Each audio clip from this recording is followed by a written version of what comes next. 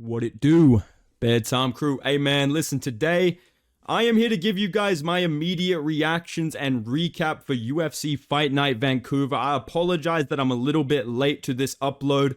I was just on stream with MMA Guru and Lucas Tracy. The Big Three collab went down. It went great, so I'll be doing a video about that tomorrow, but regardless of that, I'm here right now to tell you everything that happened at UFC Fight Night. Dorita versus Allen. I fucking nuked it on picks. I'm not even gonna lie to you. This was a great card. Finishes, exciting fights, top to bottom. One of the best fight nights of the year. In terms of my predictions, this was an absolute disaster class, but I'm gonna ignore that, and I'm gonna focus on what just happened. Brendan Allen has just gone out there and out-fight IQ'd, cardio-mogged, and out-grappled Rainier Dorita. That is not ChatGPT. That's not a troll. This isn't a video where I go, yeah, he fluked it. No, Rainier Dorita genuinely just got out-grappled, out-cardioed, out-fight IQ'd by Brendan Allen. Early on, he got a big takedown. He was controlling Brendan Allen from the backpack, doing a great job controlling the wrist, landing good shots from that body triangle position. And it seemed like maybe that slowed him down a little bit, because once we got to round 2 and 3, the decision-making of Rainier Dorita, the body language of Rainier Dorita really took a turn for the worse, and Brendan Allen was able to end up on top. There wasn't really that much striking on the feet between these two. This was a primary grappling matchup, which was entertaining to watch. I think if this was a goofball fucking striking match, it would have been a little bit more goofy, but the grappling was super high level, as we all knew it would be between these two. And Brendan Allen just got on top, landed good punches through the legs of Rainier Dorita. Dorita tried to throw up his legs a bunch from the bottom, controlling the wrist, and Brendan Allen just, when he could, big elbow down the bottom, punches to the face. There was a attempt at a inverted triangle from Rainier Dorita on the bottom, but for the most part, he just laid on his fucking back, heavy breathing, throwing up his legs, and lets Brendan Allen just spam elbows against him for 3 straight rounds. Round 2, round 3, round 4. It was Brendan Allen in the full guard, occasionally passing through to the top, to the back or to the mount, landing big elbows, punching through the legs of Dorita. And Rainier Dorita, I'm not going to say accepting bottom position, but not showing a lot of ability or urgency to get back up. It definitely seemed like he fatigued really, really badly between round 2 and 3. And we were talking about this on the stream. We were talking about, bro, this guy went 5 rounds with Robert Whittaker, and I feel like a lot of people picked Rainier Dorita based on that fight. Even though there was some low lights, it was literally like, okay, but he was able to push the pace and win that 5th round. And in this fight, his gas tank just sapped so bad from that body triangle in the first round, from being on the bottom, getting hit with big elbows. And Brendan Allen did a great job of just taking his time, picking his shots. This was the type of... So explain to me this, Brendan Allen. How the fuck do you make these the worst possible decisions every time against Nassourdine Imavov? How the fuck do you go out there and almost lose to Marvin Vettori, but then against Rainier Dorita, all of a sudden you want to lock in exactly how I fucking describe you in all my videos when I got on YouTube and said this guy's a future champion and this guy made me look like a fucking moron. Now he decides, you know what, I'm gonna lock in and just destroy Rainier Dorita for 3 rounds with ground and pound, controlling top position. In between the 4th and the 5th, I said it on the stream, but Rainier Dorita was laying there like a fucking family house cat, dude. Just laying on his side, you know, leg up in the air, refusing to get back up, essentially. And in between the 4th and the 5th, the doctors or the referee called the fight off. And this is a TKO win for Brendan Allen. Huge upset and huge shakeup to the middleweight division. A lot of people felt like Rainier Dorita was the guy to put in there against Khamzat and test Khamzat's grappling in that aspect. And in this fight, he gets out-grappled, he gets beat up, and he gets finished by Brendan Allen. And it almost seemed like he quit. I don't like making those kind of accusations, but I feel like the fatigue was one thing, but I think it was a bit mental as well. The fact that he got out-grappled, just beat up, Brendan Allen's talking to him. Really, really good win for Brendan Allen. I can't wait to watch him pull bottom mount against Dricus du Plessis and lose that fight when he's winning. But yeah, dude, that's the thing with Brendan Allen. We all expected him to be the one jumping the bad positions and losing, but that was Rainier Dorita in that 2nd round, and that just led to his downfall. So, big win for Brendan Allen. I'd like to see him fight Dricus du Plessis. They got beef with each other. They're a couple of fucking goofballs. The blockhead title run is still happening. And as for Rainier Dorita, maybe a Roman Dolidze, maybe a Paulo Costa. I think something like that would be a good bounce back. I think he would beat Israel Adesanya, but I don't think Adesanya would risk taking that fight after how bad the Riddler looked in that third and fourth, the Riddler. But yeah, in that fourth and fifth, he just got mogged. So Brendan Allen wins by TKO. Co-main event, Kevin Holland. He was doing good in the first round. I feel that he won that first round. He knocked down Mike Malott with a big right hand down the middle. I don't know why it's not counted as a knockdown. It did look kind of like a slip, but I feel like he did put a right hand pretty cleanly on Mike Malott's chin. Dropped him. Was landing some good outside calf kicks. Mike Malott could not miss his right hand over the top. He was landing big combinations in close against Kevin Holland. Right hand, left hook, occasionally chopping the low leg kick. And in that in the first round, after Kevin Holland knocked down Mike Malott and defended a takedown quite well, he got hit with a grazing kind of like shot to the groin. A grazing knee strike to the groin. And listen, I was there defending Kevin Holland because I picked Kevin Holland to win. And I knew straight away he was going to turn this into, yeah, but I didn't even try, bro. It was my leg, bro. It was my groin, bro. I literally could have won, but then he kneed me in the nuts. I knew Kevin Holland was going to do this shit.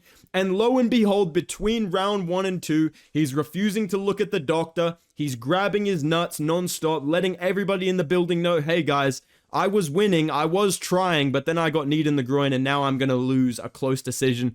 And that's basically what happened. Mike Malott did a great job just being quicker, being a former featherweight. I think there was a big speed advantage for him on the feet. He didn't really rock Holland that many times, but he just kept landing his right hand, his left hook, mixing up the clinch. But the main success that Mike Malott had was in the boxing. That right hand just could not miss, like I said. So pretty good win for Mike Malott. Good little redemption arc for Mikey Malott. After the fucking Neil Magny debacle, this is kind of a pretty good win. And I also think, and it's not cope to say this, but Kevin Holland is washed, bro. Like, I think it's both. I think Mike Malott actually did improve and he actually looked good. I'm not taking the win away from him. But also, Kevin Holland, I'm done. I'm done with potential man over here. I'm done with fucking Kevin Holland over here, where I'm like, well, I don't know, man, against Luke, he just destroyed him. You know what I mean? I'm done with this fucking guy. He's not beating anyone unless they're a complete old jobber that has no way of winning that fight. I genuinely just, I've given up on Kevin Holland. I don't have it in me anymore. I want Kevin Holland to be there at my funeral so he can let me down one more fucking time and just lower me into the ground. Because every time I lose faith in this guy, he flukes a win. Every time I believe in this guy again, this is what he does. This is what he does.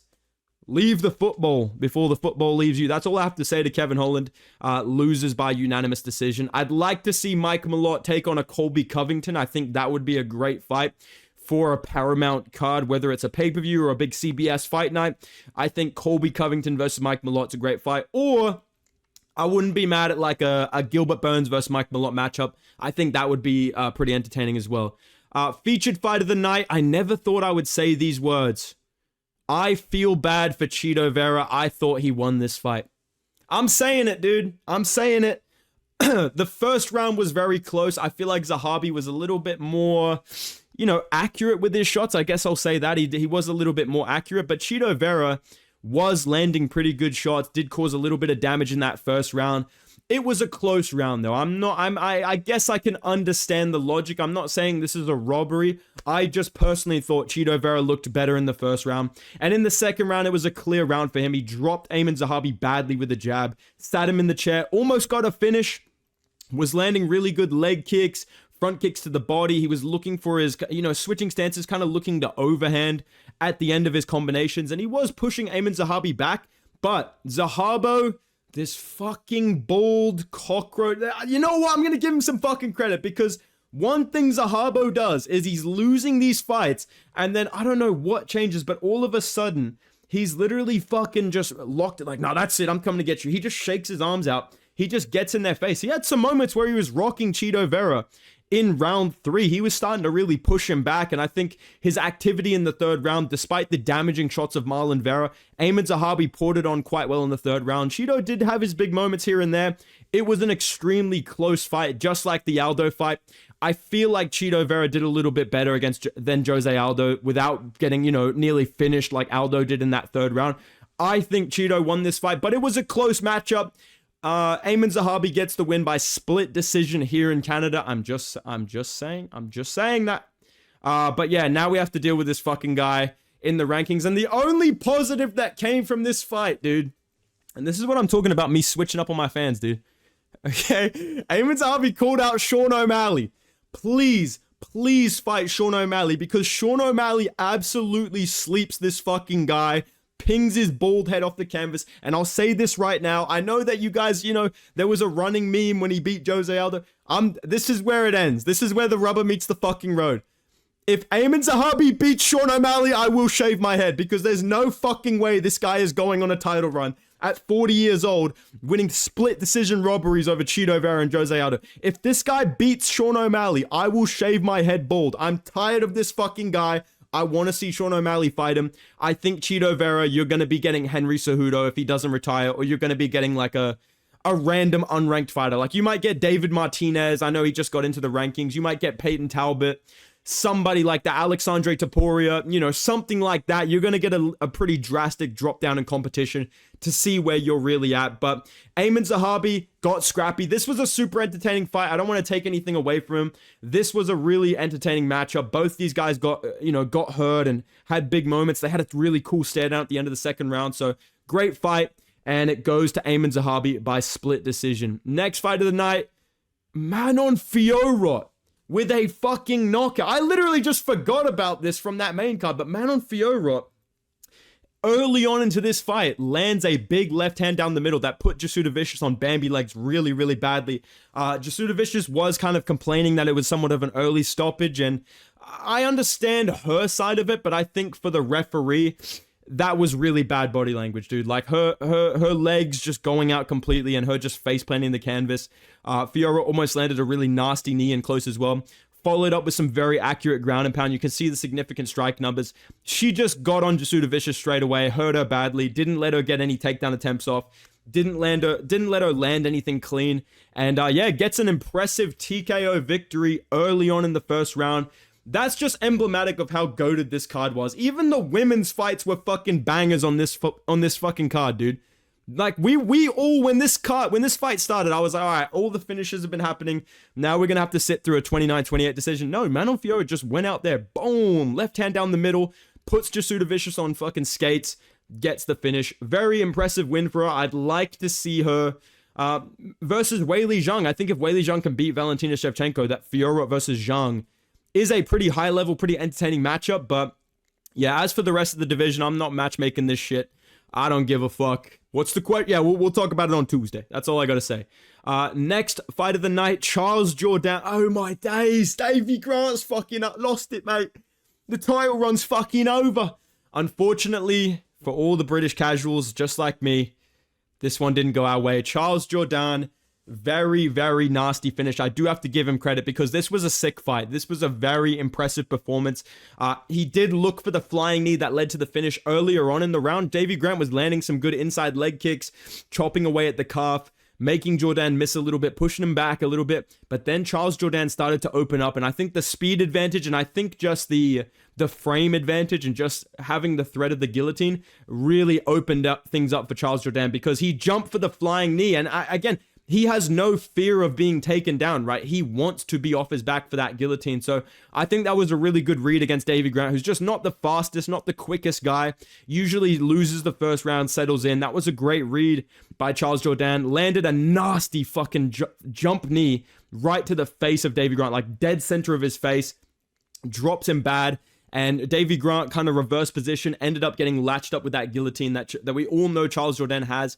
And Charles Jourdain wins by submission in the first round. Great fight, great finish. And this is a huge step for him in the bantamweight division. I think Davey Grant, he is one of the most underrated fighters in the division, but we all, like everyone that watches MMA YouTube, and if you cover the sport or you know the sport like we do, you know Davey Grant is that fucking guy, bro. Like, Davey Grant is fucking dangerous. Like, he is a really good test of where you are in the bantamweight division. So for Charles Jourdain to go out there and be one of the, like, honestly, I can't think of another person that's gone out there and just smoked him, just finished him straight away. So I would love to see Charles Jourdain get a big jump up the division, whether he fights someone just outside the top 15 or maybe a Rob Font matchup, maybe like a Felipe Lima, something like that. I think Charles Jourdain deserves one of those fights. Maybe like a Bryce Mitchell or a Peyton Talbot if he loses.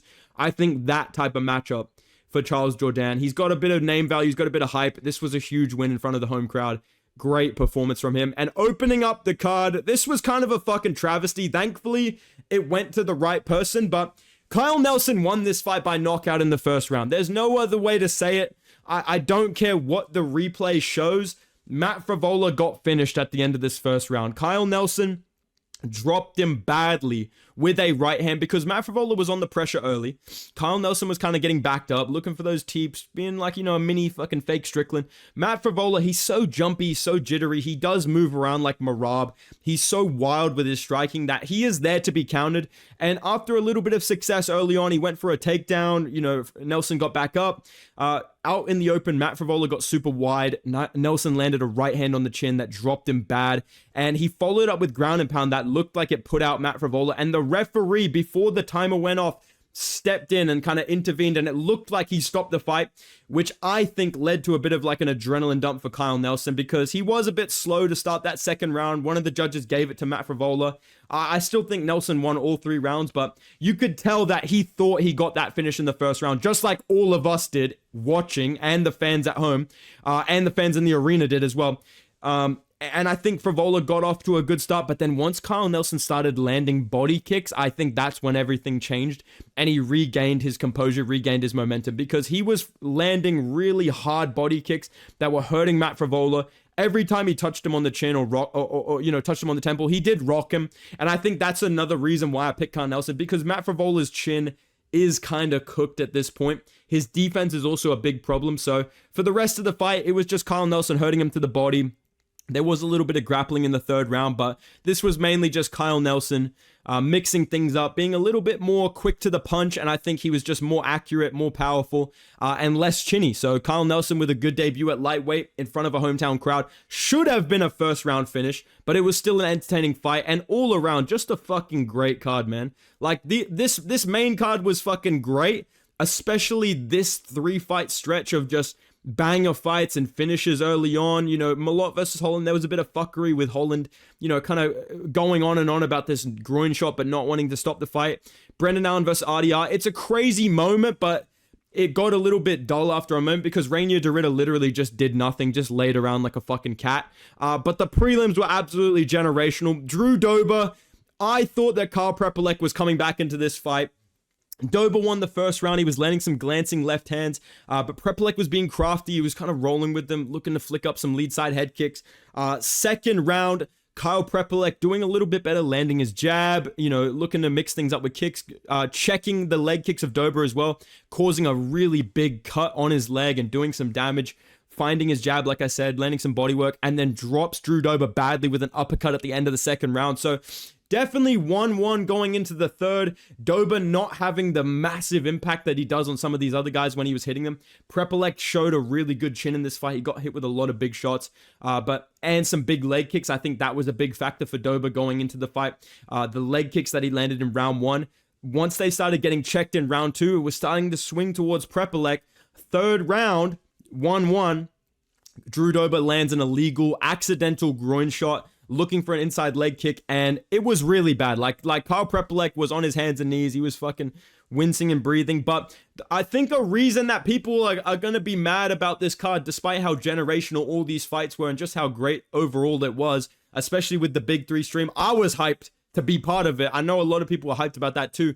But one complaint I have was the fucking reffing, because not only do you have the Matt Frevola bullshit with Dan Mogliata, but in this fight, they take a point from Drew Dober immediately for the accidental groin shot on his first one, and it gives him this huge sense of urgency. He gets this nasty finish, just walking down Kyle Prepolek, no respect. Prepolek just not able to hurt him back the way that Dober was landing, leading to a really nasty finish up against the fence. Dober just landing right hands, left hooks, uppercuts, body work, just dropping Prepolek, finishing him up against the fence. But so they take a point from Drew Dober, and that swings the fight massively. But Mike Malott lands a fucking landing like a grazing kind of knee to the groin that Holland, I don't know whether he was like milking it or what, but it took him over 5 minutes to recover from. No point deduction for Mike Malott. Completely changes the fight. Maybe Mike Malott gets more urgent and rocks Kevin Holland and wins the first round and gets a finish. Or Kevin Holland, is like, oh shit, he's down in this round. If I hurt him bad, maybe I can get a 10-7 or something. You know what I mean? It changes the fight completely. So That was a little bit annoying, but I won't take that away from Drew Dober. He looked a lot better in this fight, landing some good leg kicks. He had some good moments of head movement, but he's still there to be jabbed up and just, hit at range. And Prepelec did a good job eating these shots, rolling with the shots, landing his own. He did a really good job. He actually made this pretty scrappy. I would like to see Prepelec get one more chance in the UFC. And I'd like to see Drew Dober maybe fight someone like, I don't know, man. Maybe we finally pull the trigger on the Michael Johnson fight, or maybe we do a Chase Hooper, Drew Dober, weird kind of matchup. Something like that would be super cool. But yeah, good win for Drew Dober. Richie Lang flatlines Cody Gibson with an overhand left 20 seconds into the fight. Just puts him out with the left hand, follows up with some ground and pound. Nasty finish. Bruno Silva goes out there and fucking pieces up Park Young-sung, takes him down, and gets a submission in the third round. Pretty impressive victory from him here. Pretty crafty performance. I'm not going to mention the fucking volcanic eruption happening on his back. I'm just saying, if you rewatch this fight and you look at the back of Bruno Silva, you tell me what you think of when you see that, what kind of symptom that might be from, what type of medication might lead to some symptoms like that. Maybe, maybe just took a couple Panadols. I don't know. But in terms of the actual, outcome of this fight, Bruno Silva did a great job of just taking down Park Young-sung when he needed to, landing his uppercut to counter the high guard of Park Young-sung, making him miss on his big hooks. Park Young-sung did a good job of landing some straight rights and some straight jabs, and I think he started to come on strong in the third round, but once Bruno Silva got another takedown and got to the back, he locked up a rear naked choke, similar to Fluffy versus Dolidze. Very impressive win for Bruno Silva. He turned it around from how he was looking in his past couple of fights. This was another big upset that not a lot of people predicted, but yeah, good fight, good win for Bruno Silva. These prelims were fucking goated, dude. Every single fight basically was a finish, except for the Danny Barlow Jordan Santos fight. And even this one was a fucking back and forth scrap. These guys were standing in the pocket, rocking each other. There was not really that much grappling involved. Jordan Santos started to pick it up in round 3 with the emotes, landing big right hand. Danny Barlow sniping with the left. Back and forth action on both sides. Very close first round. I thought Jordan Santos won the first and the third, but I saw a lot of scorecards going to Danny Barlow, and I was wondering if maybe the judges would give it to him, because in the second round, he clearly won that round. He rocked Jordan Santos pretty bad a couple of times. Santos did build his way back into the round, but I felt like Jordan Santos clearly lost the second round, clearly won the third round. The biggest toss-up was that first round, but back and forth action from both of these guys, just looking to counter each other with straight punches. Super entertaining, and a good win for Jordan Santos, because Danny Barlow was kind of a prospect that people were hyped about at welterweight. And now he's got 2 losses in a row.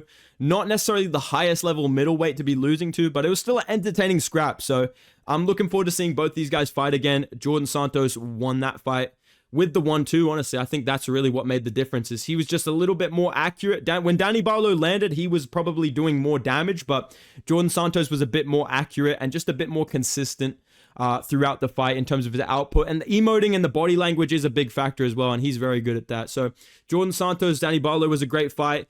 The fucking women's MMA fights were great. Luciano put on a really good performance here against Ravina Oliveira. Got a round 3 finish by submission. The fucking Bakoev Balguri fight, this was great as well.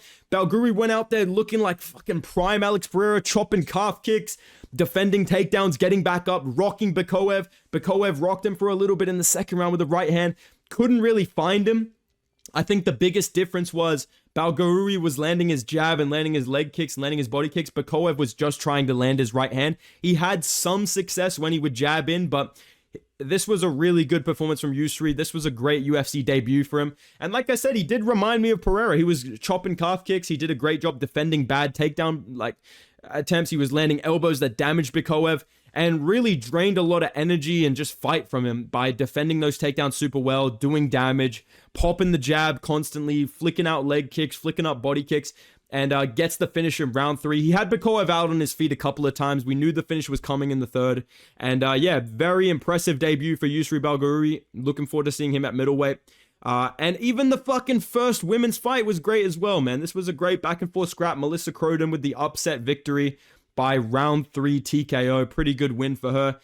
Yeah, man, all in all, this was a fucking great fight night event. I'm really sorry again that I was kind of late to the recap. Usually, you guys know me.